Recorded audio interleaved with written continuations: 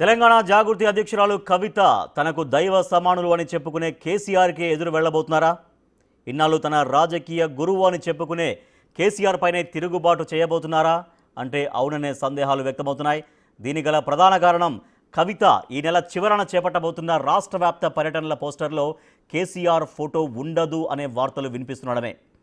ఇన్నాళ్ళు జాగృతి రాష్ట్ర కార్యాలయంలో కేసీఆర్, జయశంకర్ ఫోటోలు ఉండేవి. అయితే ఇప్పటి నుంచి కేసీఆర్ ఫోటోను దూరం పెడుతున్నట్లుగా సోషల్ మీడియాలో ట్రెండ్ అవుతుందో న్యూస్.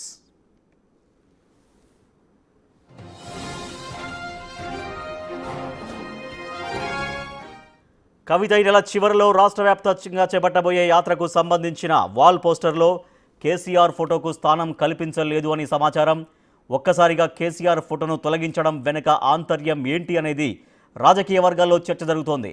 దీనికి ప్రధాన కారణం తనపై బీఆర్ఎస్ సోషల్ మీడియా, పార్టీ నాయకులు చేస్తున్న విమర్శలపై కేసీఆర్ స్పందించకపోవడమా, లేకుంటే ప్రత్యర్థులకు విమర్శల అవకాశం ఇవ్వకుండా పక్కా ప్రణాళికల్లో భాగంగానే ఈ నిర్ణయం తీసుకున్నారా అనేది సర్వత్రా చర్చనీయాంశమైంది. బీఆర్ఎస్ సోషల్ మీడియా చేస్తున్న ప్రచారంలో కవిత మరింత యాక్టివ్గా అవుతున్నట్టు తెలుస్తోంది. అందుకే తొలుత కేసీఆర్ ఫోటోను జాగృతి కార్యక్రమాలకు దూరం చేసినట్లు ప్రచారం జరుగుతోంది. తను స్వతహాగా ఎదిగేందుకు, రాజకీయాల్లో తన సత్తాను చాటేందుకు సిద్ధమవుతున్నట్లుగా కవిత ప్రణాళికలు కనిపిస్తున్నాయి.